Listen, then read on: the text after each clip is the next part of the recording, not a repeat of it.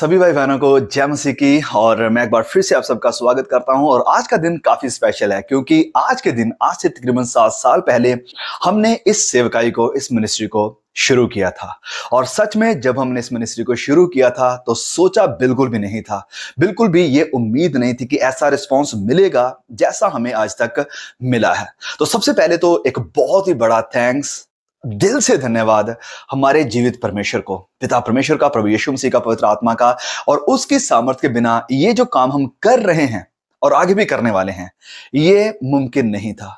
पवित्र आत्मा की मदद के बिना, प्रभु यीशु के अनुग्रह के बिना और पिता परमेश्वर के प्यार और उसकी बुलाहट के बिना ये काम पूरी तरह से असंभव था। लेकिन धन्यवाद हो खुदा का कि प्रभु ने हमें मदद किया, सहायता किया और आज तक बनाकर रखा कि हम वचनों की सेवकाई को, खुदा के सच्चे सुसमाचार को, जबकि वचन को, सुसमाचार को तोड़ा जा रहा है, ट्विस्ट किया जा रहा है लोगों के कानों की खुजली मिटाने के लिए, ऐसे समय खुदा ने मुझे चुना, इस सेवकाई को चुना। मैं प्रभु को धन्यवाद देता हूं।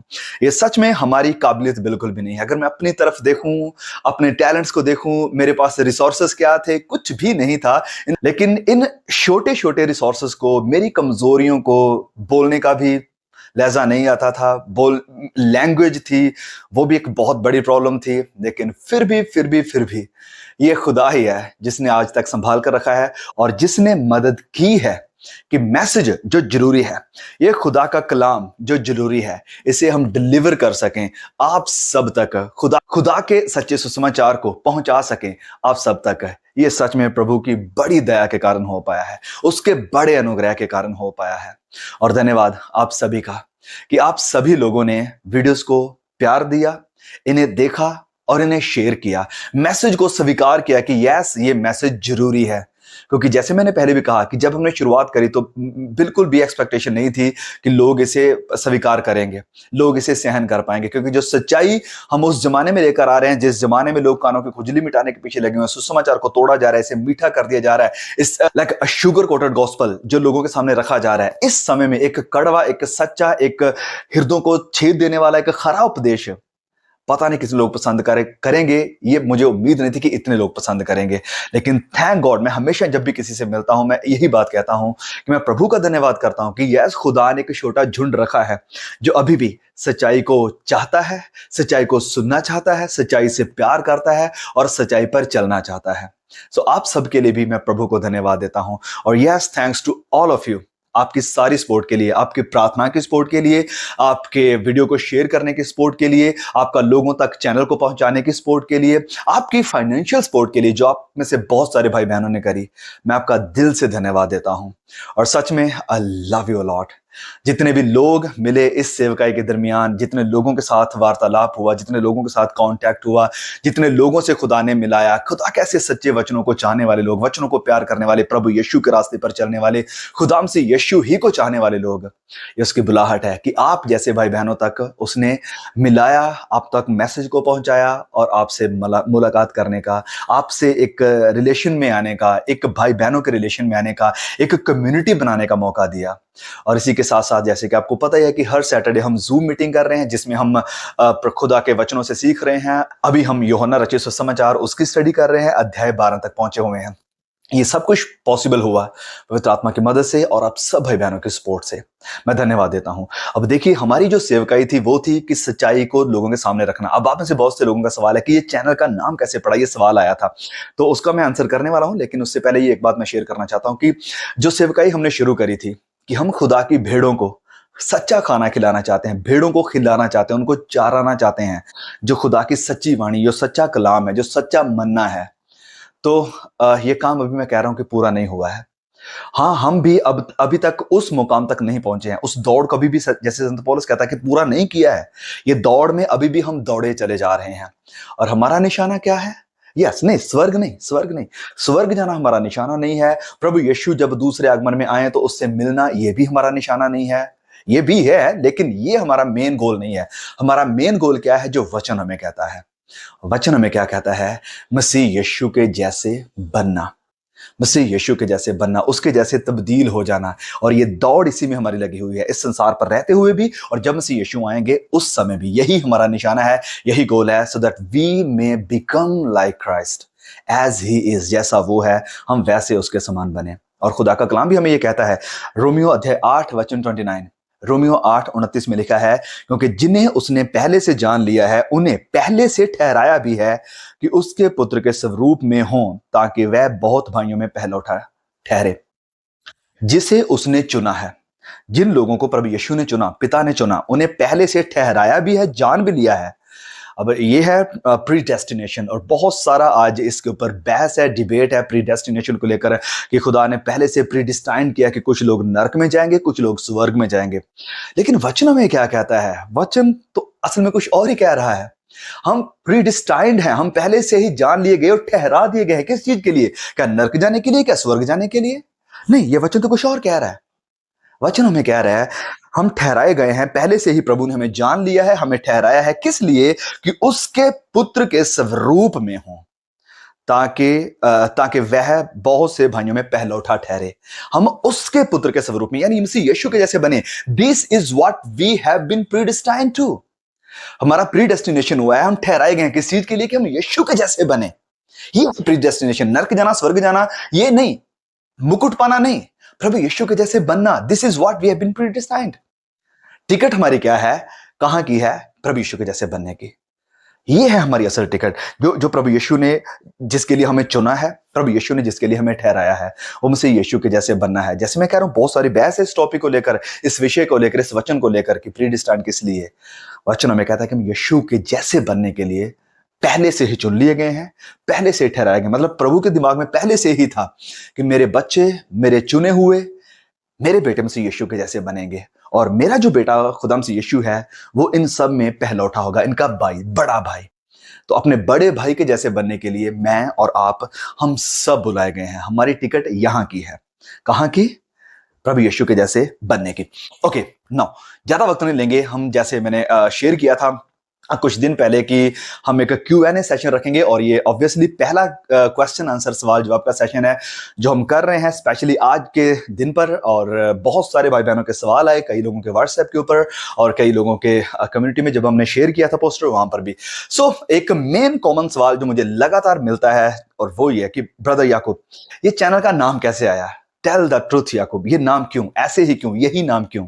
तो सबसे पहले थोड़ी सी हिस्ट्री बताऊं कि जब हमने इस चैनल को शुरू किया था 2017 को, उस समय जब हम ऑलरेडी बाइबल को जानते थे, बाइबल स्टडी भी किया हुआ था, लेकिन फिर भी मिनिस्ट्री छोड़कर अपने कामों में, अपनी जॉब पर हम लगे हुए थे। लेकिन जब खुदा के वचनों की सच्चाई को जाना, जब प्रभु यीशु ने अपने दासों के द्वारा इस वचनों से बात करी, आंखें खोली, तो देखा कि हमारे पंजाब में क्या शिक्षाएं फैल रही है, क्या वचन फैलाया जा रहा है जो वचन के बिल्कुल ऑपोजिट है। तो हमने डिसाइड किया कि हम खुदा की सच्चाई को लोगों तक पहुंचाएंगे। ये जो काम प्रभु ने दिया, जो बोझ दिया है, ये करना जरूरी है, और सच्चाई लोगों तक पहुंचाएंगे। सो इसीलिए चैनल का नाम पड़ गया टेल द ट्रुथ, कि सच्चाई बताना है, सच्चाई को बताना है, और सच्चाई खुदा का कलाम, यही बताएंगे। अपना कोई पर्सनल एजेंडा नहीं, अपनी टेस्टिमनीज नहीं, अपना एक्सपीरियंस नहीं कि मैंने ये किया, मैं वो किया, मैंने ऐसा करता था, मैं वैसा कर, नहीं। सिर्फ और सिर्फ pure pure, undefiled, uncorrupted the word of God, प्रभु का वो कलाम जिसमें कोई मिलावट नहीं, कोई ऐसी चीज नहीं, शुद्ध प्रभु का कलाम लोगों तक पहुंचाएंगे। खुदा का ये कलाम ही सच्चाई है, और सच्चाई लोगों को बताएंगे। टेल द ट्रूथ, ये चैनल का नाम था असल में शुरुआत में। लेकिन जब ये नाम रखा टेल द ट्रूथ, और फिर जब मैंने देखा यूट्यूब के ऊपर जाकर, क्योंकि उस समय तो इतने चैनल्स नहीं थे जैसे आज हैं, बहुत सारा, उस समय इतना नहीं था, तो देखा तो बहुत सारे फिर भी चैनल्स थे इसी नाम से, टेल द ट्रूथ। कई अलग अलग विषयों पर, अलग अलग टॉपिक्स पर, कोई सेकुलर भी, कोई क्रिश्चियन भी, कोई स्पिरिचुअल भी।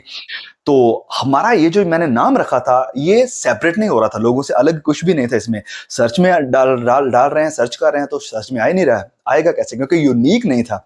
तो इसलिए इस चैनल को यूनिक करने के लिए सोचा कि अब क्या इसमें ऐड किया जाए।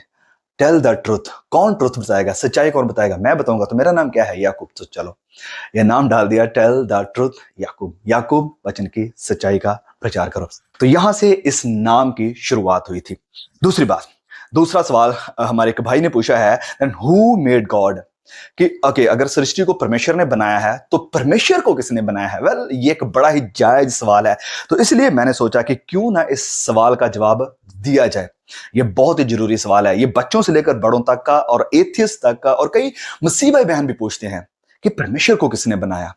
वेल, परमेश्वर वो है जो सेल्फ एग्जिस्टेंट है, जो इटर्नल है, जो टाइमलेस है, मतलब वो अपने आप में ही है, उसे कोई बनाने वाला नहीं, उसकी कोई शुरुआत नहीं, उसका कोई वक्त नहीं। क्योंकि समय को बनाने वाला, मैटर को बनाने वाला, हर चीज को बनाने वाला परमेश्वर है। तो वो परमेश्वर समय से, मैटर से, सब चीजों से बाहर है। मतलब सब कुछ उसी, यहां तक कि जो समय है उसको भी बनाने वाला परमेश्वर ही है। तो वो खुदा है जिसने सब कुछ को तो बनाया, लेकिन खुद किसी के द्वारा बनाया नहीं गया। क्योंकि अगर हम एज्यूम करते हैं कि परमेश्वर को किसी ने बनाया, तो फिर परमेश्वर को बनाने वाला जो है वो असल में परमेश्वर हुआ। तो फिर वापस सवाल यही जाएगा कि उस परमेश्वर को किसने बनाया, और फिर ये सवाल बैक टू बैक जाता जाएगा। तो जो परमेश्वर है जिसने सारी कायनात को रचा है, वो खुद ऐसा परमेश्वर है जो इटर्नल, इटर्नल मतलब अनंत काल से अनंत काल तक, जिसकी कोई शुरुआत नहीं, जिसका कोई एंड नहीं, जिसने सब कुछ को रचा है और खुद किसी से रचा नहीं गया है। सो यस, परमेश्वर को किसने बनाया? किसी ने भी नहीं, सब कुछ को उसने बनाया है। He is eternal God. वो अनंत काल का परमेश्वर है, वो समय से बाहर है, वो सारे यूनिवर्स से बाहर है, क्योंकि सबको वो बनाने वाला है। ओके, दूसरा सवाल हमारे एक भाई का है कि can Satan make someone speak for him, कि क्या शैतान किसी को बुलवा सकता है? तो जवाब है कि मसीही को नहीं, लेकिन जो इंसान मसीह में नहीं है, जिसके अंदर पवित्र आत्मा नहीं है, उससे जरूर बुलवा सकता है। क्योंकि जो मसीह है, जो विश्वास में है, जो क्रिश्चियन है, तो ये सवाल असल में यही आएगा, can can can Satan possess a Christian, कि जो शैतान है क्या वो मसीह में प्रवेश कर सकता है? तो जवाब है नहीं। एक मसीह जिसके अंदर पवित्र आत्मा है, उसके अंदर दुष्ट आत्मा नहीं आ सकता। तो इस कारण वो उसे पोजेस करके उससे कुछ बुलवा भी नहीं सकता है। तो जो इंसान विश्वास में नहीं है, जिसके अंदर पवित्र आत्मा नहीं है, तो उसमें शैतान जाकर उसे ग्रस्त करके, उसे पोजेस करके उससे बुलवा सकता है। और ये मैंने एक्सपीरियंस देखा है, ये अपनी आंखों से देखा, अपने कानों से सुना हुआ वाक्य है जो मैं बता रहा हूं कि यस, शैतान दूसरे लोगों के अंदर जाकर कुछ भी बुलवा सकता है। फिर इस भाई का सवाल था कि can Satan change people's mind, कि क्या जो शैतान है वो लोगों के मन को बदल सकता है? अब यहां पर बड़ा ट्रिकी जवाब है इसका, कि यस बदल सकता है और नहीं भी बदल सकता। आप कहेंगे कि ये कैसा जवाब हुआ? वेल, जैसे अगर हम बात करें हवा की, तो हवा के मन को शैतान ने बदल भी दिया था और नहीं भी बदला था। कैसे? शैतान इन्फ्लुएंस कर सकता है, वो प्रभावित कर सकता है, आपके सामने ऐसी चीजें लाकर, आपको ऐसा एनवायरनमेंट देकर, ऐसा वातावरण आपके सामने रखेगा, ऐसी सिचुएशन आपके सामने बना देगा कि वो आपको इन्फ्लुएंस कर दे, आपके माइंड को। अब फैसला फिर भी आपके हाथ में है कि आपने जो सिचुएशन बनाई गई है उसके प्रति रिस्पॉन्ड कैसे करना है, जो हालात बना दिए गए हैं उसके प्रति प्रतिक्रिया आपकी क्या होनी चाहिए, ये पूरी तरह से आपके ऊपर डिपेंड है। लेकिन वो पूरा ऐसे इन्फ्लुएंस कर देगा, प्रभावित कर देगा कि हाँ, आप वही काम करें जो वो आपसे करवाना चाहता है। तो यस, शैतान मन को बदल सकता है, चेंज कर सकता है, और नहीं भी कर सकता। वो प्रभावित करेगा, लेकिन एट द एंड फैसला मेरा या आपका होगा। और सिंपल सी एग्जांपल मैंने कहा, हवा थी, हवा को उसने पूरा प्रभावित कर दिया था, उसे पूरा कन्विंस कर दिया था, लेकिन फैसला शैतान ने उसके लिए नहीं लिया था। उसके मन में जाकर शैतान ने खुद वो फल नहीं खाया था। फैसला एट द एंड हवा ही के हाथ में था कि वो शैतान के इस इन्फ्लुएंस के द्वारा प्रभावित होगी या नहीं होगी। ओके, एक और सवाल इसी भाई का है कि क्या शैतान पति पत्नी में फाइट करवा सकता है, झगड़ा पैदा कर सकता है? तो जवाब है यस, बिल्कुल कर सकता है। वचन में लिखा है कि शैतान गर्जने वाले सिंह की नहीं इस ताक में, इस फिराक में रहता है कि किसको फाड़ खाए। और प्रभु यीशु भी कहते हैं यूहन्ना अध्याय 10 में कि शैतान आता है किसी और काम के लिए नहीं, वरन घात करने, नष्ट करने और डिस्ट्रॉय करने के लिए। तो शैतान आता है, ये बात सच्चाई है, सिर्फ गैर मसीहों के पीछे नहीं, मसीहों के पीछे भी वो लगातार इस फिराक में रहता है कि कब किसके ऊपर अटैक करे, और जहां भी जिस भी जगह उसे अवसर मिलेगा वो हमला करता है। संत पौलुस भी कहते हैं इफिसियों को लिखते हुए कि शैतान को अवसर मत दो, do not give Satan an opportunity, नहीं, उसे अवसर मत दो। तो जब हम उसे अवसर देते हैं तो शैतान अपना काम करता है और वो पति पत्नी के रिलेशन को तोड़ देना चाहता है। उसका टारगेट एक फैमिली है। हमारा एक सेमिनार हुआ था पटियाला में, मैरिज को लेकर मैंने एक सरमन दिया था, एक टीचिंग दी थी, एक पति पत्नी के लिए सेमिनार था वो। उसमें मैंने कहा था कि शैतान का टारगेट शुरुआत से ही फैमिली रही है। फैमिली को तोड़ना आज शैतान का बहुत बड़ा पर्पस है, आज ही नहीं, शुरुआत से ही। और आज आप देखें कि क्या सोसाइटी का हालात उसने बना दिए हैं। मैरिज को एक मजाक बनाकर रख दिया है, और मैरिज को तोड़ना, हस्बैंड वाइफ में झगड़ा डालकर आज डिवोर्स को नॉर्मलाइज कर दिया गया है। और ये कर किसके थ्रू रहा है? वो टीवी मीडिया के थ्रू। टीवी मीडिया के थ्रू हमारे जो स्टार्स हैं, जिन्हें लोग आइडल समझते हैं, उनकी ज़िंदगियाँ को देखें हम, कैसी उनकी ज़िंदगियाँ बिखरी पड़ी हैं। बड़े-बड़े सेलिब्रिटीज़, ये एक दूसरे से जुदा होना, दूसरी शादी करना, तीसरी शादी करना, इसको छोड़कर दूसरे के पीछे चले जाना, ये चीज़ें नॉर्मल कर बन चुकी हैं। और जो जो लोग विश्वास में नहीं हैं, जो लोग इस खुदा के कलाम से दूर हैं, वो इन चीज़ों को अपनाते हैं, अडॉप्ट करते हैं कि हाँ, ये नॉर्मल है, इट्स ओके, चलता है। अगर हम अगर ये इंसान पसंद नहीं है, तो चलो दूसरा पकड़ लो। तो वो ऐसे हालात बना देता है घरों में कि हालात सिचुएशन यहां तक पहुंच जाए कि यस, आपको जुदा होना पड़े। तो यस, डेफिनेटली शैतान अटैक करता है फैमिलीज के ऊपर, वो तोड़ देना चाहता है। इसीलिए बड़ा जरूरी है कि हम पवित्र आत्मा की सामर्थ को मांगे, पवित्र आत्मा की प्रोटेक्शन को मांगे, पवित्र आत्मा का बाड़ा अपने घर के ऊपर मांगे कि कोई शैतान का हथियार हमारे ऊपर हैवी ना होने पाए। और आगे बढ़ते हैं अगले सवाल की तरफ। अगला सवाल है भाई का कि कैन एंजल्स सिन नाउ, कि जो स्वर्गदूत है, जो फरिश्ते हैं, क्या वो अभी भी पाप कर सकते हैं जो प्रभु की प्रेजेंस में है? तो जवाब है yes. Satan been created with a free will. शैतानों को अपनी इच्छा के द्वारा बनाया गया है, स्वय इच्छा की, मतलब उनका खुद का फ्री विल है, जो वो चाहे डिसाइड कर सकते हैं। तो जैसे शुरुआत में शैतान ने बहुत सारे स्वर्गदूतों को अपने पीछे लगा लिया था, तो आज भी जो स्वर्गदूत है वो चाहें तो अपनी इच्छा के साथ खुदा के खिलाफ जाना चाहे तो जा सकते हैं। क्योंकि जब शैतान जो लूसीफर है वो भी एक स्वर्गदूत था, और उसके पास वो इच्छा आई खुदा के खिलाफ जाने की, और वो चला भी गया। तो आज भी ये स्वर्गदूत कर सकते हैं, लेकिन मोस्टली मैं सोचता हूं नहीं करेंगे, क्योंकि ऑलरेडी जानते हैं कि कॉन्सिक्वेंस क्या था। वो ऑलरेडी प्रभु की प्रेजेंस में है और जानते हैं कि ये स्वर्गदूत जिन्होंने खुदा का विरोध किया, उनके साथ क्या हुआ है और उनके साथ क्या होने वाला है। सो मुझे नहीं लगता है कि वो ये फैसला कभी भी करेंगे। वो प्रभु की उपस्थिति में रहना पसंद करेंगे, ना कि उस जगह पर जहां शैतान और उसके दूत फेंके जाएंगे। तो यस, जो स्वर्गदूत हैं आज भी पाप कर सकते हैं, अगर वो करना चाहें तो। और अगला सवाल कि क्या सच्चा मसीही होना जरूरी है या सच्चे प्रचारक होना जरूरी है? सबसे पहली बात तो दोनों होना बड़ा जरूरी है। तो अच्छे प्रचारक नहीं कि अच्छे सबको अच्छे लगते हैं, नहीं, सच्चे प्रचारक होना जरूरी है। सच्चा प्रचारक लोगों को चुभ भी सकता है, लोगों को कड़वा भी लग सकता है और लोगों को बुरा भी लग सकता है, ऐसा भी लगता है कि हाँ, मेरे खिलाफ ये बातें कर रहा है। लेकिन सच्चा प्रचारक होना बहुत जरूरी है। लेकिन इससे भी पहले एक सच्चे मसीह होना जरूरी है। Preaching, teaching, what ever the ministry is, ये टीचिंग या प्रीचिंग या मिनिस्ट्री बाद में है, लेकिन हमारा विश्वासी होना, हमारा मसीह में होना, हमारा नए सिरे से पैदा होना, हमारा पवित्र आत्मा से परिपूर्ण होना, ये सबसे ज्यादा जरूरी है। मसीह का मतलब क्या था? मसीहों को सबसे पहले मसीह कहा गया था? एंटियोक में, अंताकिया में।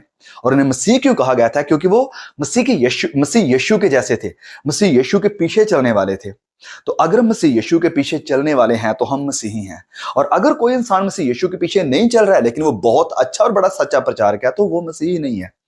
तो मसीह होना सबसे पहले ज्यादा जरूरी है। मिनिस्ट्री, प्रीचिंग, वट एवर, वो सब बाद में आता है।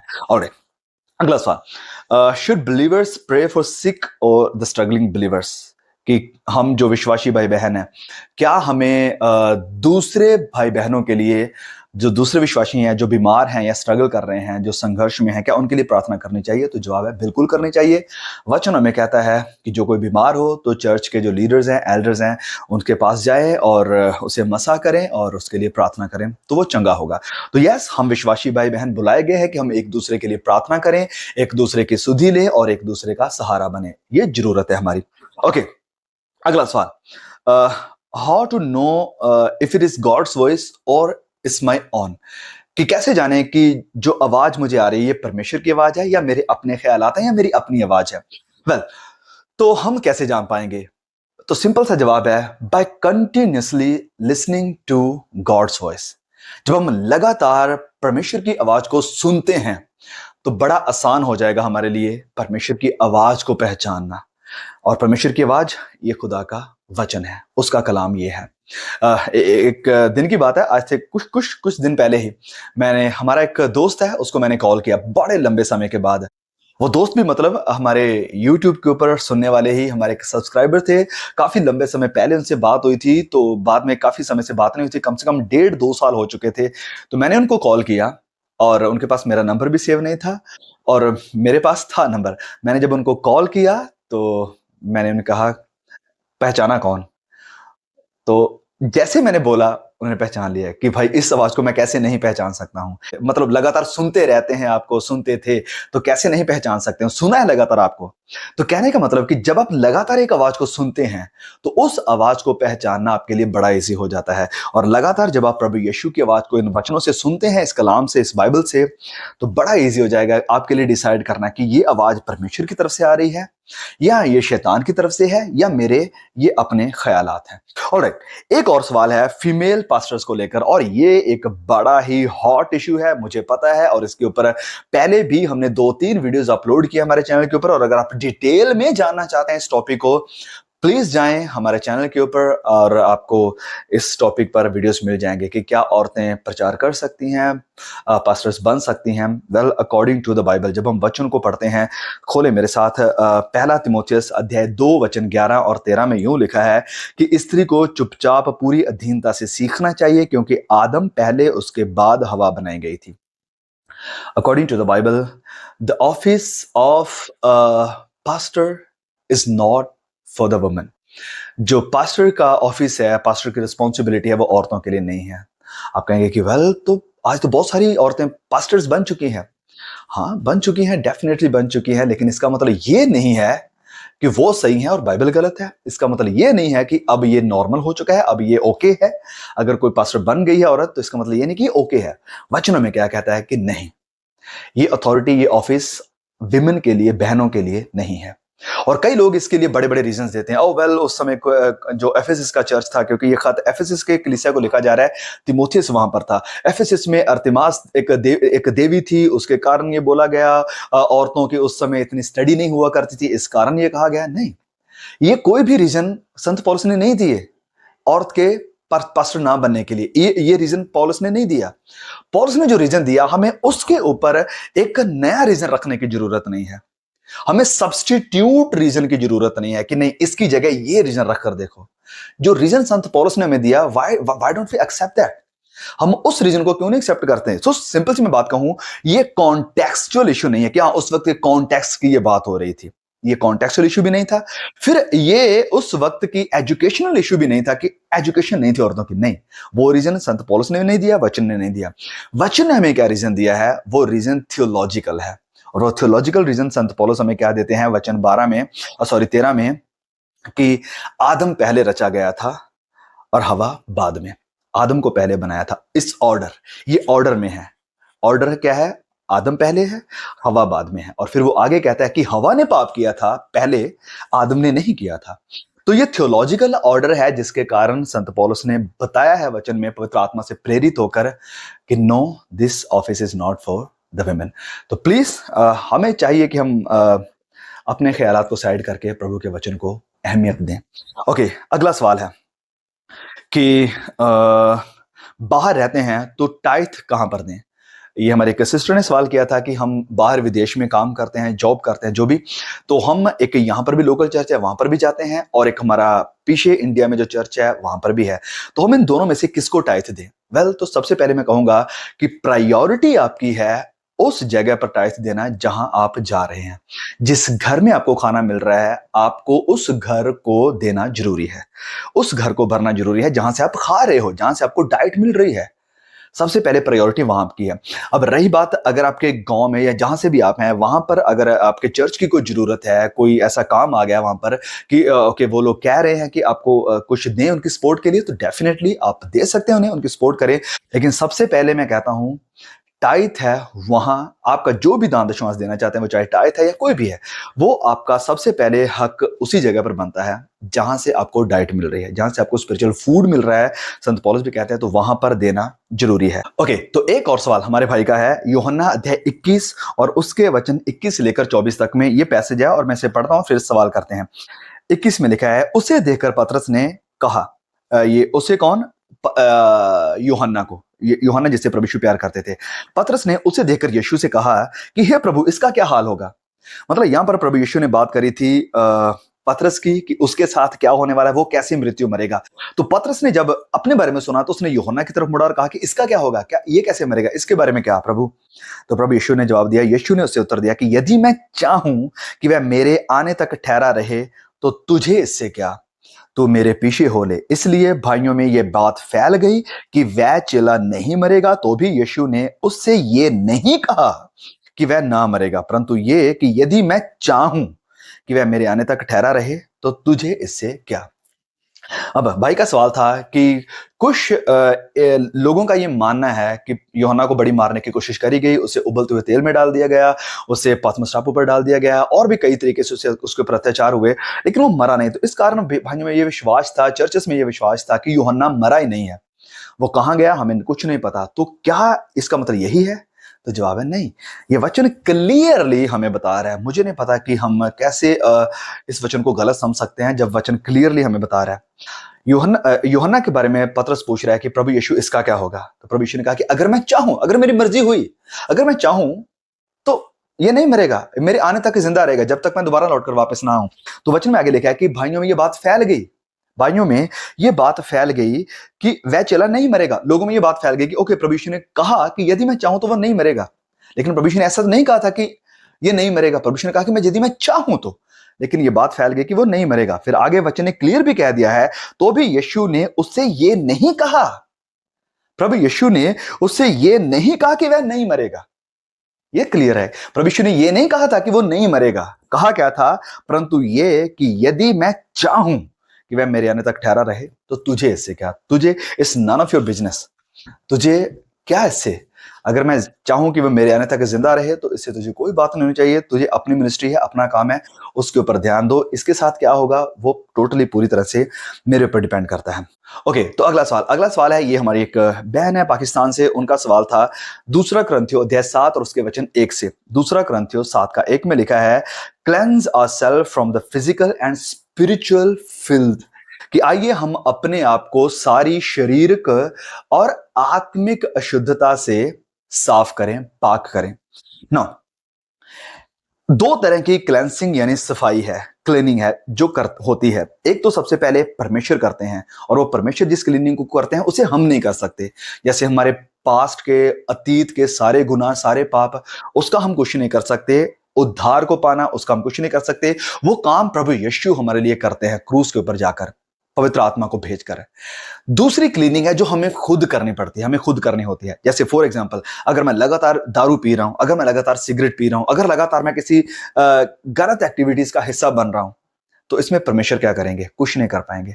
हमें खुद से अपने आप को उन चीजों से डिटैच करना पड़ेगा। और थैंक गॉड कि उसके लिए भी उसने हमें अकेले नहीं छोड़ा है, हमें एक मददगार दिया कि ये मददगार आपकी मदद करेगा इन चीजों से बाहर आने के लिए, इन चीजों के ऊपर जयवंत होने के लिए, विजय होने के लिए, जीत पाने के लिए।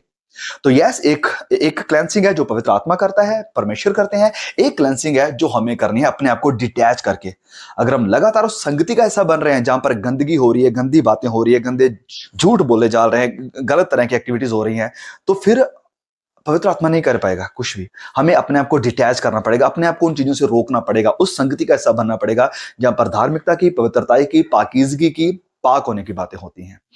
अब यहां पर एक बात लिखी है कि एक तो है ये शारीरिक क्लेंजिंग, शारीरिक सफाई, और एक है आत्मिक सफाई। अब इसका क्या मतलब? ये उनका मेन सवाल था कि आत्मिक सफाई का मतलब क्या।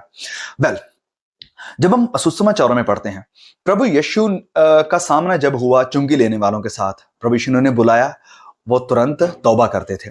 प्रभु यीशु जब वैश्याओं के पास गए, उन्हें वचन दिया, या वो उनके पास है, तो वो तुरंत तौबा करते थे। जितने भी बड़े बड़े गुनहगार थे वो सब प्रभु यीशु के पीछे चलने लगे थे। लेकिन एक ग्रुप था जो सब कुछ देखने, सुनने के बावजूद ही प्रभु यीशु के ऊपर विश्वास करने को तैयार नहीं था। और वो कौन थे? वो आत्मिक अगुए थे, वो स्पिरिचुअल लीडर्स थे। तो ये है आत्मिक गंदगी। आत्मिक गंदगी में आएगा आपका घमंड, आपका प्राइड, रिलीजियस स्पिरिट, जो आत्मा के स्पिरिट है, जो बांध कर रखना चाहती है, लोगों को गुमराह करके रखना चाहती है। ये बड़ी खतरनाक है, इससे बचकर रहना। सेल्फ राइचियसनेस की, मुझे जरूरत नहीं है बंदगी में जाने की, मुझे जरूरत नहीं है दुआ करने की, मुझे जरूरत नहीं है कलाम पढ़ने की, मैं सब जानता हूं। ये प्राइड, ये आत्मिक गंदगी है। और इससे बचने के लिए खुदा हमें कहता है, एक है लीगलिज्म की आत्मा, कि तुम्हें ये करना होगा, तुम्हें वो करना होगा, ये कपड़े नहीं पहनने हैं, कानों में ये नहीं डालना है, ओके, हाथों में ये नहीं डालना है, इस तरह का आपका ड्रेस कोड होना चाहिए। जो लीगलिज्म की स्पिरिट है, लोगों को फिर से व्यवस्था में बांध देना, ये आत्मिक गंदगी है। इससे अपने आप को साफ करना, ये जो जिसे हम कहते हैं कह देंगे सदूकीवाद या फरीसीवाद से अपने आप को आजाद करना, ये जरूरी है। इस आत्मा से आजाद होना जरूरी है। ओके, एक और सवाल था भाई का कि एक हमारा वीडियो था व्हेन जीसस कम्स बैक, कि जब प्रभु यीशु वापस आएंगे। बहुत सारे लोगों ने उस वीडियोस को देखा, बहुत ज्यादा व्यूज थे उसके ऊपर, और कई भाई बहनों ने तो ये भी बताया कि हम अपने चर्चेस में हर संडे या जब भी कभी समय मिलता है बड़ी स्क्रीन के ऊपर लगाकर ये वीडियो लोगों को दिखाते हैं, क्योंकि उसका मैसेज इतना जरूरी था। तो वो डिलीट क्यों हो गए? वेल, हमें भी बड़ा दुख लगा, क्योंकि कुछ कॉपीराइट इश्यूज की वजह से, जिनका वो शायद ओरिजिनल कंटेंट था, पहले तो उन्होंने कुछ नहीं किया 3-4 साल, लेकिन जब देखा कि व्यूज बहुत ज्यादा हो गए, मुझे चलो उनके भी अपने राइट्स हैं, उन्होंने कॉपीराइट भेजकर उस वीडियो को उठवा दिया। तो इस कारण वो वीडियो आपको अभी चैनल के ऊपर नहीं मिलती है। तो एक हमारे भाई का सवाल था कि अब्राहम के पास जो 3 स्वर्गदूत आए, क्या उनमें से एक यहोवा परमेश्वर था? वेल, तो जब हम यूहन्ना अध्याय 8 की स्टडी कर रहे थे हमारी सैटरडे जूम मीटिंग में, तो उस जूम मीटिंग में हमने इस विषय को बहुत ही आसानी से या क्लियरली एक्सप्लेन किया था। तो वह जब हम यूहन्ना अध्याय 8 वचन 56 यानी 56 में पढ़ते हैं, तो वहां पर लिखा था, प्रभु यीशु ने कहा कि जब अब्राहम ने मेरा दिन देखा तो वो आनंदित हुआ। तो हमारा सवाल यह था कि कब अब्राहम ने प्रभु यीशु को देखा और वो आनंदित हुआ था? और प्रभु यीशु यहां पर यह भी कहने की कोशिश कर रहे हैं कि जब अब्राहम ने मुझे देखा था तो उसका रिएक्शन आप लोगों के जैसा नहीं था। जब अब्राहम ने मुझे देखा था तो वो खुशी से दौड़ा चला आया था, उसने दंडवत किया था, लेकिन आप लोग मुझे स्वीकार करने के लिए तैयार नहीं हो। तो सवाल था कि कहां पर ये बातचीत हुई, कहां पर ये सब कुछ हुआ था जो हमें वचनों में देखने को मिलता है। दल तो आए मेरे साथ उत्पत्ति अध्याय 18 और अध्याय 19, ये दो वो चैप्टर्स हैं जहां पर हमें देखने को मिलेगा कि ये जो स्वर्गदूत थे उनमें से एक यहोवा परमेश्वर यानी प्रभु यीशु मसीह थे। दोनों चैप्टर्स को आप आराम से इस वीडियो को यहीं पर रोककर पढ़ सकते हैं अपने अच्छी स्टडी के लिए, लेकिन कुछ कुछ आयतों को हम यहां पर उठाएंगे ताकि हमें ज्यादा वक्त भी ना लगे और आसानी से पॉइंट समझ भी आ जाए। आप पढ़ना चाहते तो प्लीज अपनी बाइबल को यहां पर रोककर पढ़ सकते हैं, आपको सारा समझ में आ जाएगा। अब यहां पर क्या लिखा है, वचन 18 के 2 को जब हम पढ़ते हैं तो यहां पर लिखा है कि उसने आंख उठाकर दृष्टि की। उसने किसने? अब्राहम ने दृष्टि की तो क्या देखा कि 3 पुरुष उसके सामने खड़े हैं, और जब उसने उन्हें देखा तब वह उनसे भेंट करने के लिए तंबू के द्वार से दौड़ा चला आया और भूमि पर गिरकर दंडवत करके कहने लगा। तो अब्राहम ने जब दूतों को देखा तो उसने क्या किया? दौड़ा चला आया, खुश हुआ, वो आनंदित हुआ, और फिर उसने दंडवत भी किया, वर्शिप भी करी। वो जानता था कि जिसकी वर्शिप कर रहा हूं ये कौन है, और आगे हमें पता भी चलता है। तो यहां पर क्या होता है, हम सब जानते हैं स्टोरी को कि इन दूतों की वो काफी सेवा करता है, और फिर ये जो दूत थे, इनमें से 2 जो दूत हैं वो निकल जाते हैं। वो जाते कहां पर है? सदोम और गमोरा में। सदोम और गमोरा में क्या था? लूत था, अब्राहम का भतीजा। और ये जो 2 शहर थे सदोम और गमोरा, उसे नष्ट करने के लिए अब ये 2 दूत निकले हैं, और तीसरा जो था वो यहीं अब्राहम के पास खड़ा रहा। और वो तीसरा कौन था हमें आगे पता चल जाएगा। चलिए 18 के वचन 16 को पढ़ते हैं, क्योंकि यहां पर 16 में फिर लिखा है, फिर वह पुरुष वहां से चले और सदोम की ओर दृष्टि करी, और अब्राहम उन्हें विदा करने के लिए उनके संग चला। दूत चले गए और अब्राहम उन्हें विदा करने के लिए, बाय बाय करने के लिए, गुड बाय करने के लिए चला गया उनके साथ है।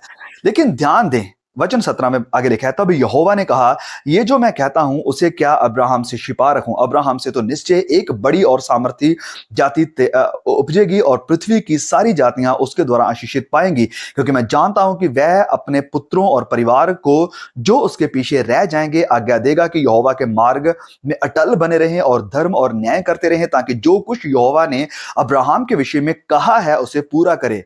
फिर यहोवा ने कहा, सदोम और अमोरा की चिल्लाहट बढ़ गई है और उनका पाप बहुत भारी हो गया है, इसलिए मैं उतरकर देखूंगा कि उसकी जैसी चिल्लाहट मेरे कान तक पहुंची है। उन्होंने ठीक वैसा ही काम किया है कि नहीं, और ना किया हो तो मैं उसे जान लूंगा।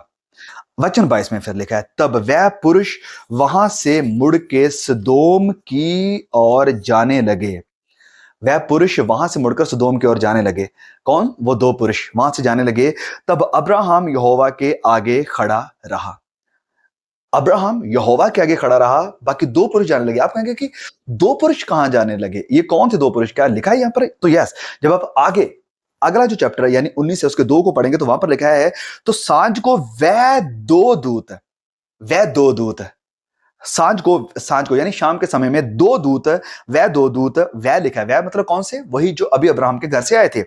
वह दो दूत सदोम के पास आए और लूत सदोम के फाटक के पास बैठा था। अब यहां पर भी आगे आप सारी स्टोरी को जानते हैं। तो दो दूत तो वहां से निकल आए, लेकिन ये वचन हमें 22 कह रहा है, पर अब्राहम यहोवा के आगे खड़ा रहा। एक दूत वहीं पर रुका हुआ है, दो निकल आए हैं सदोम के लिए शाम के समय जो लूत को मिले, लेकिन अब्राहम यहोवा के सामने खड़ा रहा। मतलब एक दूत यहोवा परमेश्वर है और वो प्रभु यीशु है, और अब्राहम उसके आगे खड़ा रहा। और आगे फिर क्या होता है हम सारी स्टोरी को जानते हैं। यहाँ पर नेगोशिएशन होती है। अब्राहम कहता है कि तू अगर 50 वहां पर धर्मी मिल जाएंगे तो भी क्या शहरों को बर्बाद कर देगा। तो ये परमेश्वर कह रहा है, यानी यीशु जो यहाँ पर थे, ये जो तीसरा दूत था, वो कह रहा है कि नहीं, मैं ऐसे नहीं करूंगा। वो कह रहा है कि अगर 10 मिल जाएंगे मैं तो भी नहीं करूंगा, मैं तो भी नहीं करूंगा। वचन 31 में लिखा है, ये दूत जो तीसरा था अब्राहम के पास रुका हुआ है, वो क्या कहता है, मैं 20 के कारण भी उसका नाश ना करूंगा, मैं 20 के कारण भी उसका नाश नहीं करूंगा। ये नेगोशिएशन किसके साथ हो रही है, परमेश्वर के साथ। फिर वचन 32 में लिखा है, फिर उसने कहा, हे प्रभु क्रोध ना कर, मैं एक ही बार और कहूंगा, हे प्रभु क्रोध ना कर। वो जानता था कि मैं किससे बात कर रहा हूं, क्योंकि ऑलरेडी वचन 22 में हम पढ़कर आ चुके हैं। पर अब्राहम यहोवा के आगे खड़ा रहा, यहोवा के आगे वो खड़ा हुआ था। तो उनमें से तीनों में से एक यहोवा था जो प्रभु यीशु है। आगे लिखा है वचन 33 में, जब यहोवा अब्राहम से बातें कर चुका तब चला गया और अब्राहम अपने घर को लौट गया। जब वो बातें कर चुका तो ये भी चला गया और अब्राहम अपने घर को लौट गया। अब ये कहां गया, ये जो यहोवा अब्राहम से बातें कर रहा था, ये कहां गया। वचन 24, तब यहोवा ने अपनी ओर से सदोम और अमोरा पर आकाश से गंधक बरसाई। इंग्लिश में पता क्या लिखा है, यहां पर हिंदी में क्लियर नहीं, इंग्लिश में लिखा है कि यहोवा ने यहोवा की ओर से आग बरसाई। जब आप इसकी ओरिजिनल इब्रानी ट्रांसलेशन को पढ़ते हैं तो वहां पर दोनों यहोवा आ रहे हैं, दो याहवे। एक याहवे यहां नीचे है और एक याहवे ऊपर है। तो यहोवा ने यहोवा की ओर से आग बरसाई, यहां पर इस वचन में लिखा है। तो यस, क्लियरली वो जो तीसरा इंसान था जो रुका अब्राहम के पास, वो यहोवा था और वो प्रभु यीशु मसीह थे, क्योंकि वचन में क्लियर लिखा है दो याहवे हमें देखने को मिल रहे हैं। मैं आपके सामने यहां पर स्क्रीनशॉट रख दूंगा इब्रानी ट्रांसलेशन का, कि दो याहवे यहां पर प्रेजेंट यहां बताए जा रहे हैं हमारे लिए। ओके, तो एक और सवाल है प्री ट्रिबुलेशन रैप्चर को लेकर कि क्या रैप्चर प्री ट्रिबुलेशन है या पोस्ट ट्रिबुलेशन है। वेल, तो ये फिर से एक ऐसा सवाल है जो बहुत बड़ी डिबेट का कारण है मसीहों में, और इसके बारे में हमारा क्या व्यू है। भाई ने यही पूछा कि what is your view on this topic. तो ऑलरेडी हमारे चैनल के ऊपर आपको एक सेपरेट प्लेलिस्ट मिल जाएगी एंड टाइम्स को लेकर, भविष्यवाणियों को लेकर, और उसमें हमने इस टॉपिक को भी बड़ी डिटेल से समझा है और समझाने की कोशिश भी करी है। हमारा क्या व्यू है, हमारा व्यू है पोस्ट ट्रिबुलेशन रैप्चर, कि यस, मसीही लोग कलेश से होकर जाएंगे, लेकिन जो क्रोध है परमेश्वर का वो हमारे लिए नहीं है। अब ये परमेश्वर का क्रोध क्या है, इसके बारे में हमने ऑलरेडी सब एक्सप्लेन किया है डिटेल में। बाकी जो हमारी स्टडी चल रही है हमारे सेकंड चैनल ब्रदर याकूब लाइव के ऊपर, वहां पर हम बहुत जल्द नया एपिसोड की तैयारी कर रहे हैं, ये लेकर आएंगे। जो अगला एपिसोड है वचन अध्याय 15 से, तो वहां पर जो अंतिम तुरियां आने वाली हैं उनमें हमें ये परमेश्वर का क्रोध देखने को मिलेगा। तो ये मसीहों के लिए नहीं है, नो, हम परमेश्वर के क्रोध के लिए ठहराए नहीं गए हैं, लेकिन वचन कहता है कि क्लेशों के लिए ठहराए गए हैं। क्लेश हमें शैतान देगा, यानी एंटी क्राइस्ट और उसकी आर्मी देगी, और जो परमेश्वर का क्रोध है वो आएगा उन लोगों के ऊपर जिन्होंने एंटी क्राइस्ट की मोहर को लिया, एंटी क्राइस्ट के पीछे चले और प्रभु यीशु का इनकार किया। तो ये दोनों अलग अलग चीजें हैं जिसे मिक्स करके मसीहों को कंफ्यूज किया जाता है। एक है क्लेश और एक है परमेश्वर का क्रोध। नहीं, हम क्लेशों के लिए हैं लेकिन क्रोध के लिए नहीं। क्रोध से ऑलरेडी हम बचा लिए गए हैं प्रभु यीशु के क्रूस के द्वारा। ऑलराइट, अगला सवाल है, can we claim the Old Testament blessings. क्या जो पुरानी वाचा, पुराने नियम की आशीषें हैं, क्या हम उनकी घोषणा कर सकते हैं, उनका दावा कर सकते हैं। तो जवाब है बहुत ही ट्रिकी, हाँ भी और नहीं भी। बहुत सारी चीजें हैं यहां पर, सुने। कुछ बातें, कुछ आशीषें, कुछ वायदे हैं जो डायरेक्टली हमारे लिए हैं, लेकिन कुछ वायदे हैं जो हमारे लिए नहीं थे। वो एक स्पेसिफिक ग्रुप के लिए हैं, एक स्पेसिफिक समय के लिए थे और एक स्पेसिफिक टाइम में थे, और उन चीजों को हम अपने ऊपर नहीं ले सकते हैं। बहुत सारी चीजें हैं यहां पर एक्सप्लेन करने के लिए, लेकिन मैं नहीं चाहता हूं कि इतना समय लूं, क्योंकि पहले ही बहुत वीडियो ये काफी लंबा हो चुका है। तो हर आशीष जिसका वायदा परमेश्वर ने इजराइलियों के साथ किया था, यहूदियों के साथ किया है, हम उसे चुरा नहीं सकते। वो किसी और का मैसेज है, हम उसे पढ़कर नहीं कह सकते कि हाँ ये मेरे लिए है। नहीं। तो क्या हम पुराने नियम से कुछ भी नहीं ले सकते हैं? नहीं, बहुत सारे परमेश्वर की अच्छी बातें हैं। परमेश्वर का मेनली जो कैरेक्टर है कि हाँ, परमेश्वर भला परमेश्वर है, वो वफा करने वाला परमेश्वर है, वो संभालने वाला परमेश्वर है, वो कभी ना त्यागने वाला परमेश्वर है, वो दया करने वाला परमेश्वर है। ये सारी वो चीजें जो हम ले सकते हैं क्योंकि वो हमारे परमेश्वर की हैं, हम उनकी घोषणा कर सकते हैं। लेकिन नए नियम से हमारी घोषणाएं आती हैं, स्पेशली जब हम पढ़ते हैं यूहन्ना अध्याय 16 वचन 33 में प्रभु यीशु ने क्लियरली ये हमारे लिए ये क्लियरली कहा that in the world you shall have tribulation, कि संसार में तुम्हें क्लेश होता है, संसार में तुम्हें क्लेश होता है। ये विश्वासियों के लिए थे जो यीशु के पीछे चलते थे। पर धीरज बांधो, धीरज धरो, मैंने संसार को जीत लिया है। डरो नहीं, घबराओ नहीं कि क्या करेंगे, कैसे सामना करेंगे क्लेशों का, इन सब चीजों का। प्रभु यीशु कहते हैं कि डरो नहीं, मैंने ऑलरेडी इनका सामना किया है, धीरज धरो, मैंने संसार को जीत लिया है। ये वायदा हमारे लिए है, हम इसकी घोषणा कर सकते हैं। फिर ये वायदा हमारे लिए है दूसरा तिमुथियुस 3:12, और इस वचन की कोई घोषणा नहीं करना चाहता, खासकर जो प्रोस्पेरिटी प्रचारक हैं, खासकर जो मीठी मीठी बातें सुनाने वाले प्रचारक हैं, वो इस वचन को लेकर कभी नहीं कहेंगे कि घोषणा करो। और वो घोषणा क्या है? ये क्लियरली वचन हमारा है, हम इसे ले सकते हैं। Yes, we can take this verse and apply into our life. हम इसकी घोषणा कर सकते हैं, क्लेम दिस वर्स, क्लेम करें। और वो वचन क्या है? दूसरा तिमुथियुस 3:12, कि जितने मसीह यीशु में भक्ति के साथ जीवन बिताना चाहते हैं वह सब सताए जाएंगे। टेक दैट वर्ड्स, ले लो इस वचन को, इसकी घोषणा करो कि जितने धार्मिकता में चलना चाहते हैं, जितने मसीह यीशु के साथ भक्ति में जीवन गुजारना चाहते हैं, वह सताए जाएंगे, उनके ऊपर अत्याचार आएगा, उनके ऊपर सताव आएगा, वो सताए जाएंगे। जो मसीह में चलना चाहते हैं, जो सक्रिय मार्ग पर चलना चाहते हैं, उनका हालात ऐसा होगा कि जैसा उनका मास्टर था, उनके साथ भी ये किया जाएगा। इस वचन की घोषणा कर सकते हैं हम लोग। फिर रोमियो अध्याय 8 वचन 28, इसकी घोषणा हम कर सकते हैं। हम जानते हैं कि जो लोग परमेश्वर से प्रेम रखते हैं, उनके लिए सब बातें मिलकर भलाई ही को उत्पन्न करती हैं, अर्थात उन्हीं के लिए जो उसकी इच्छा के अनुसार बुलाए गए हैं। जो लोग परमेश्वर से प्यार करते हैं, जो भी लोग, यहाँ पर किसी एक जाति, एक कुल, एक समय की बात नहीं है, जो कोई भी परमेश्वर से प्यार करते हैं, वचन में लिखा है कि जितने परमेश्वर से प्यार करते हैं उनके लिए सब चीजें मिलकर भलाई को उत्पन्न करती हैं। चाहे कोई नुकसान हो रहा है, कुछ भी हो रहा है, कोई डिले हो रहा है, सब चीजें हर चीज मिलकर भलाई ही को उत्पन्न करेंगी, हर चीज। इस वचन की हम घोषणा कर सकते हैं। हाँ, रही बात जरमाया 29:11 की, नहीं, वो हमारे लिए नहीं है। वो एक इंडिविजुअल के लिए प्रॉमिस नहीं था, वो प्रॉमिस एक कम्युनिटी के लिए था। और इनफैक्ट आने वाले समय में हम डिटेल से उस वचन की स्टडी करेंगे, और क्या हम उस वचन को अप्लाई कर सकते हैं, या हमें उस वचन से क्या लेना चाहिए, वो सब चीजों को हम सीखेंगे। तो नहीं, पुराने नियम की हर आशीष को हम नहीं ले सकते। फॉर एग्जाम्पल, मैं आपको एग्जाम्पल के थ्रू बताना चाहता हूं, जो मैं कई बार पहले भी बता चुका हूं। मान लीजिए मेरा एक दोस्त है, मेरे पास बैठा है, और उसके पापा का व्हाट्सएप पर उसे एक मैसेज आता है, और उस मैसेज में उसके पापा ने उससे कहा कि मैं तुझे iPhone 16 Pro Max लेकर दूंगा। मैं उस मैसेज को लूंगा और कहूंगी वाह, मुझे मैसेज आ गया कि मैं तुझे iPhone 15 Pro Max लेकर दूंगा। तो ये क्या होगा? ये हो गया किसी दूसरे के मैसेज को चुराना। वो मैसेज मेरे लिए नहीं था, वो उस दोस्त के लिए था। तो क्या मैं उससे कुछ ले सकता हूं? यस, ले ये सकता हूं कि यार अच्छा, इसे मिल रहा है, ये ले रहा है, तो मैं भी लूंगा, मैं भी कोशिश करता हूं। लेकिन क्लियरली अगर हम देखें तो नहीं, वो मैसेज मेरे लिए नहीं था, वो उसके लिए था।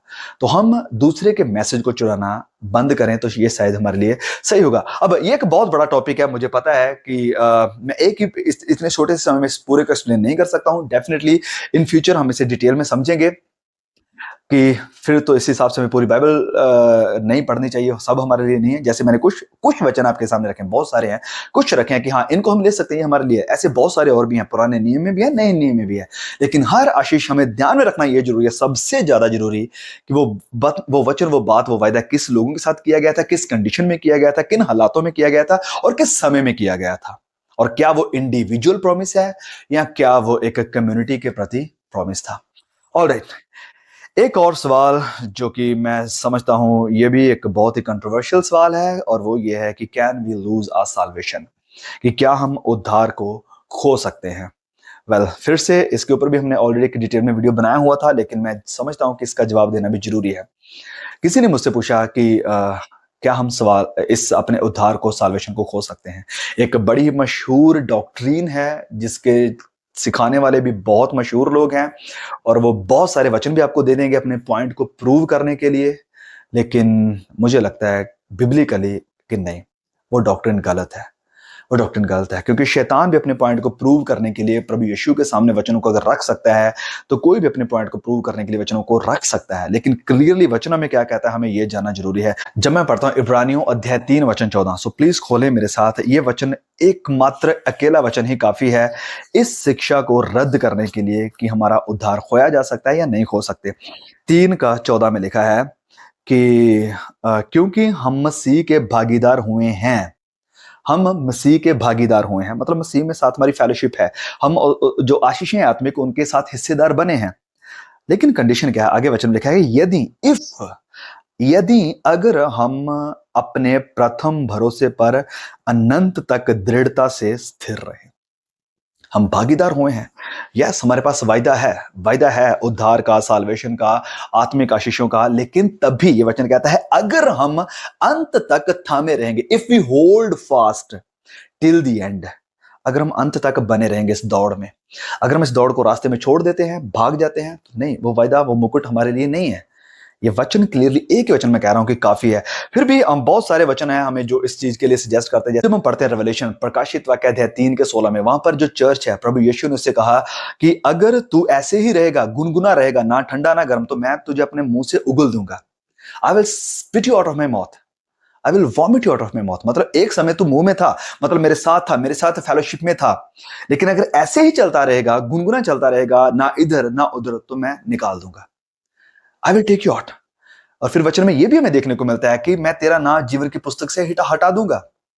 यह भी क्लियरली लिखा है। मतलब एक समय जीवन की किताब में नाम था, लेकिन हटाया जा सकता है, ये वचन हमें कहता है। और फिर ये जितनी सातों कलीसियां हमें प्रकाशित वाक्य में देखने को मिलती है, सातों कलीसियाओं को प्रभु यीशु ने सावधान किया कि अगर तुम मन नहीं फिराता तो मैं तेरे दीवट को गिरा दूंगा।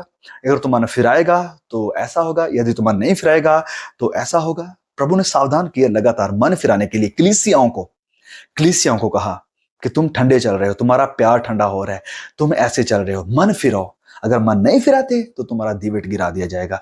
दीवट गिराए जाने का मतलब I will swipe you out, मतलब तुम जाते रहोगे।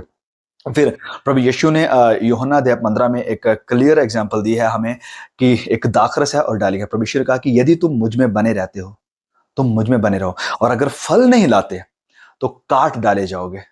जैसे कि डाली काट दी जाती है, तुम भी काटे जाओगे अगर फल नहीं लेकर आते। और जो डाली फल नहीं लाती वो काटी जाती है। मतलब वो पहले पेड़ में थी, वो दाखरस में थी, दाखलता में है, और दाखलता कौन है? मसीह यीशु। मतलब वो दाखलता में है, और अगर वो फल नहीं लेकर आ रही, उसकी जिंदगी में कोई बदलाव दिखाई नहीं दे रहा है, उसकी जिंदगी मसीह यीशु के जैसे दिखाई नहीं पड़ती, उसकी जिंदगी में कोई आत्मिक फल नहीं दिखाई दे रहा है, तो प्रभु यीशु ने कहा कि ये जो डाली दाखलता के साथ है, इसे काट दिया जाएगा। मतलब एक समय तो वो जुड़ी हुई है, दाखलता के साथ है, लेकिन ये काटी जा सकती है अगर फल नहीं लाती। काटी जाएगी, और वचन में आगे लिखा है कि वो सूख जाती है और आग में डाल दी जाती है। तो मुझे तो क्लियरली साफ साफ दिखाई पड़ता है कि जो वचन हमें कहता है कि नहीं, हम डाली जो दाखलता से काटे जा सकते हैं। हम, हो सकता है 5 ऐसी कुंवारियां दिखाई तो दें जो चली हैं चर्च में, लेकिन हो सकता है हमारा तेल खत्म हो चुका है। तेल एक समय तो था, एक समय तेल था, पवित्र आत्मा था एक समय, लेकिन वो तेल बना नहीं रहा। वो धीरे धीरे जैसे जैसे वक्त गुजरता गया, वो तेल खत्म हो गया। लेकिन एक 5 थी जिनका तेल बरकरार है, बना हुआ है। तो ये जो 5 थी मूर्ख, उनका तेल खत्म हो चुका। मतलब एक समय तेल था उनमें, अब क्योंकि तेल खत्म हो चुका है, तो वो दूल्हे के साथ नहीं जा सकती, वो खो गई, वो जाती रही। फिर जब हम पढ़ते हैं संत पौलुस के बारे में, पहला कुरिन्थियों अध्याय 9 वचन 24, 26 और 27 में यूं लिखा है। यहां पर बड़ी एक क्लियर कट एग्जांपल हमें दिखाई देती है संत पौलुस की जिंदगी से। वो क्या कहता है वचन 24 में, वचन 27 को जरूर देखना। 24 में वो कहता है, क्या तुम नहीं जानते कि दौड़ में तो दौड़ते सब हैं, परंतु इनाम एक ही ले जाता है। दौड़ते तो बहुत सारे लोग हैं, लेकिन इनाम एक ही को मिलता है। और इनाम किसको मिलता है? वचन 26 में वो कहता है, तुम वैसे ही दौड़ो कि जीतो। इसलिए मैं तो इसी रीति से दौड़ता हूं, परंतु बेठिकाने नहीं। इस रीति से दौड़ो कि तुम जीतो। इस रीति से दौड़ो।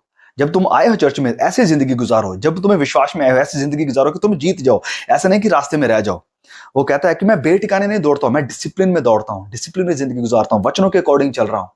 ऐसा नहीं कि इधर दिल किया तो इधर चले गए, उधर दिल किया तो उधर भाग गए, जो मन चाहा वो कर दिया। नहीं, बोला मैं बेठिकाने नहीं भाग रहा हूं। मैं भी इस रीति से मुक्कों से लड़ता हूं, परंतु उसके समान नहीं जो हवा पीटता हुआ लड़ता है। बोल रहा मैं डिसिप्लिन में लड़ रहा हूं, अपने ये जो लड़ाई है। अब ये वचन ध्यान से सुने, वचन 27 में फिर वो कहता है, परंतु मैं अपनी देह को मारता हूं कूटता हूं और वश में लाता हूं। मैं अपने आप को डिसिप्लिन करता हूं। मेरी आंखें तो कहती है कि ये देख, लेकिन मैं कहता हूं नहीं, नहीं देखूंगा। इसे मारता हूं, कूटता हूं। मेरे हाथ कहते हैं कि ये काम कर दे, मैं कहता हूं नहीं करूंगा, इसे मारता हूं। मेरा दिल कहता है कि ये कर वो कर, लेकिन नहीं करता हूं। बोले मैं मारता हूं, कूटता हूं, अपने वश में लाता हूं। अपने जिस्मानी ख्वाहिशों को, आंखों की अभिलाषाओं को, ख्यालों को मैं अपने वश में रखता हूं। क्यों वश में रखना बोलता है जरूरी है? कि ऐसा ना हो कि औरों को प्रचार करके मैं आप ही किसी रीति से निकम्मा ठहरूं, कि औरों को प्रचार करके मैं खुद रह जाऊं, उस प्राइज को खो दूं, उस दौड़ के लिए जिसमें मैं दौड़ा चला जा रहा हूं, उस मुकुट को मैं खो दूं जिसके लिए प्रभु ने मुझे बुलाया था। मैं अपने आप को डिसिप्लिन में रखता हूं, अपने आप को मारता कूटता हूं। वो तो कह सकता है कि नहीं, आई बीन ऑलरेडी सेव्ड, तो अभी कोई फर्क नहीं पड़ता है कि मैं कैसे भी रहूं, कैसे भी करूं, क्या भी करूं। हाँ मैं ठीक है ये कर रहा हूं, लेकिन मैं ऑलरेडी बचा लिया गया हूं हमेशा के लिए। नहीं, बोला कि कहीं ऐसा ना हो कि मैं दूसरों को प्रचार करता रहूं, दूसरों को बताता रहूं और खुद रह जाऊं उस प्राइज से, उस इनाम से जिसके लिए प्रभु यीशु ने मुझे बुलाया है। तो यस, ये एक दौड़ है जिसमें हमें लगातार दौड़ना है, और इजरायली इसकी एक बहुत बड़ी एग्जांपल है। क्रंथियों में इसकी एग्जांपल हमें दी भी गई है कि वो लोग निकले तो थे, लेकिन पहुंचे सिर्फ दो ही लोग, सिर्फ योशुआ और कालेब। और नए नियम में हमें रिपीट किया गया इसी बात को कि अगर हम भी वफादार बने नहीं रहेंगे तो हम भी रह सकते हैं, हम भी उस वायदा की हुई धरती से रह सकते हैं। सो यस, विश्वास में बने रहना जरूरी है। हमारा एश्योरेंस इस बात में नहीं है कि हम परफेक्ट है, एश्योरेंस इस बात में है कि हमारा बुलाने वाला परफेक्ट है। और अगर हम बुलाने वाले के हाथ को पकड़े हुए हैं, बुलाने वाले की बात को मान रहे हैं, बुलाने वाले के अकॉर्डिंग चल रहे हैं, अपने बुलाने वाले ने जैसे चाहे कि पवित्र बनो, पवित्र बन रहे हैं, पवित्रता का पीछा कर रहे हैं, तो yes, we have the assurance कि एक दिन हम वहां होंगे जिसके लिए उसने हमें बुलाया है, क्योंकि वो संभालने वाला है, वो हमारा हाथ पकड़कर चलने वाला परमेश्वर है। हाँ, वो हमें छोड़ेगा नहीं, लेकिन हम छोड़कर भाग सकते हैं, हम अपना हाथ छुड़ाकर भाग सकते हैं। डिपेंड करता है कि क्या आप प्रभु यीशु में संतुष्ट हैं या फिर से संसार के पीछे भागना चाहते हैं। Okay, so I think video काफी ज्यादा लंबा हो चुका है, तो आज के लिए इतना ही। कई और भी सवाल थे जो मुझे पता है छूट गए हैं, रह गए हैं, लेकिन फिर कभी प्रभु ने समय दिया तो हम जरूर सवाल जवाब का एक और सेशन रखेंगे, जिसमें आपके और भी अगर कोई सवाल हैं या कुछ ऐसे वचन हैं जो आप नहीं समझ पाते हैं, उनकी डिटेल में बात करेंगे। Alright, God bless you all, see you all again, आमीन। प्लीज इस वीडियो को जरूर शेयर करें और भी भाई बहनों तक पहुंचाएं, बहुत सारे लोग इससे आशीषित होंगे। आमीन, प्रेज द लॉर्ड।